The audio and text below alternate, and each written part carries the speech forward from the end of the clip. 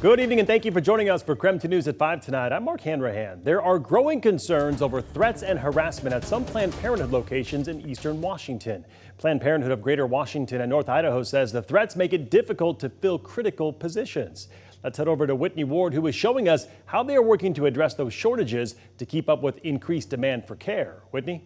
Well, Mark, this week does mark 51 years since the U.S. Supreme Court declared a nationwide constitutional right to abortion in its Roe v. Wade decision. But advocates are dealing with the fallout now from the 2022 Supreme Court ruling that overturned Roe v. Wade.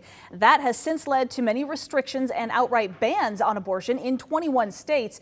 Despite that ruling, though, abortion does remain legal in Washington, where clinics are now seeing a noticeable increase in demand, especially in patients from Idaho. Senator Maria Cantwell's office says providers in Washington are performing an average of 201 more abortions every single month now, and out-of-state abortion patients are up 46%.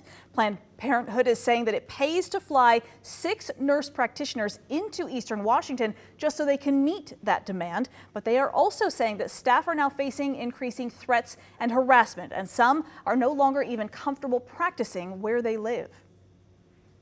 Many clinicians are afraid to even counsel about abortion and are afraid to have a more formal referral process for patients who need an abortion, even if it's for a fetal or a maternal indication.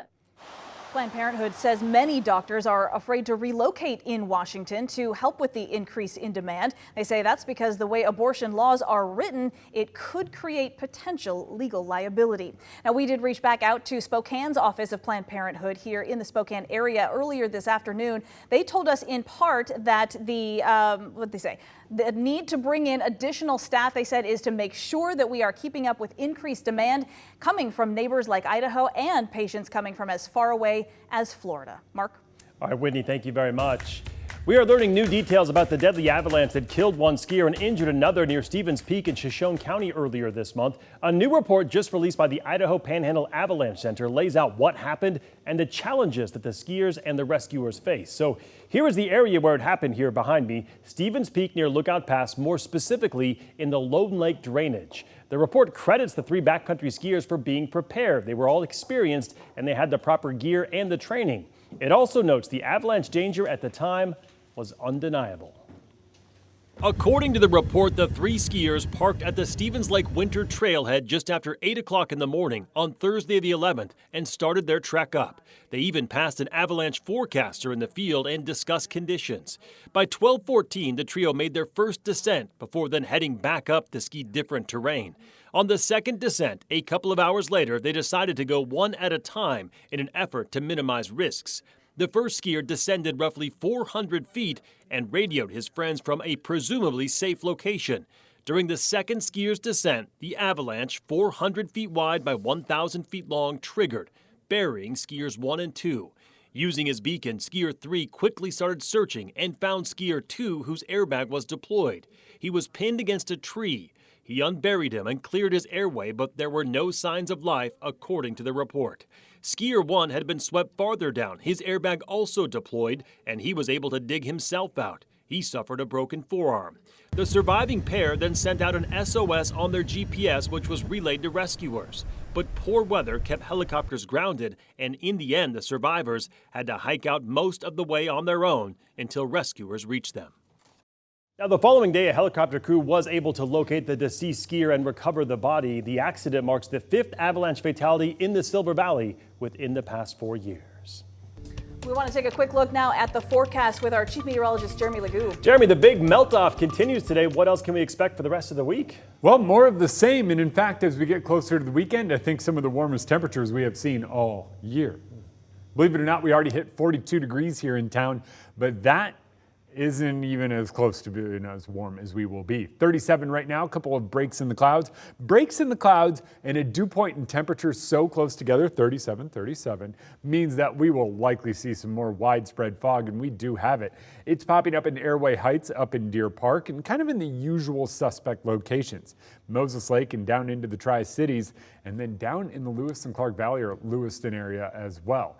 As our moisture moves out this evening, expect that fog to grow a little more widespread widespread. That's just kind of the way it works in a pattern like this. Tomorrow, we'll see our next wave of energy move in. It brings snow to the Cascades, and that snow even starts creeping its way down. I think we see it as far down the mountain as Ellensburg.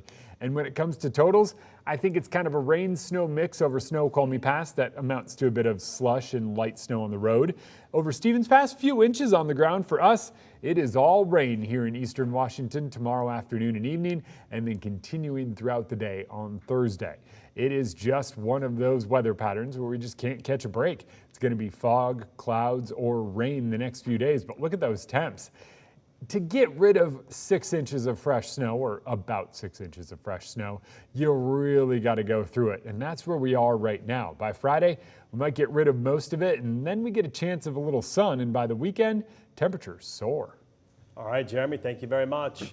In other top stories, police arrested a Seattle man in Pierce County for a murder in Spokane Valley. Spokane County deputies say Daryl Harris shot and killed 40-year-old Deshaun Crawford last February. Newly released documents show Harris and Crawford had gotten into an argument just hours before the shooting. Deputies also arrested another man, Dwayne Parks, they said, for assisting Harris in the murder. Harris is now being held on $1 million bond. It is unclear when Harris will be brought back to Spokane County to face the charges.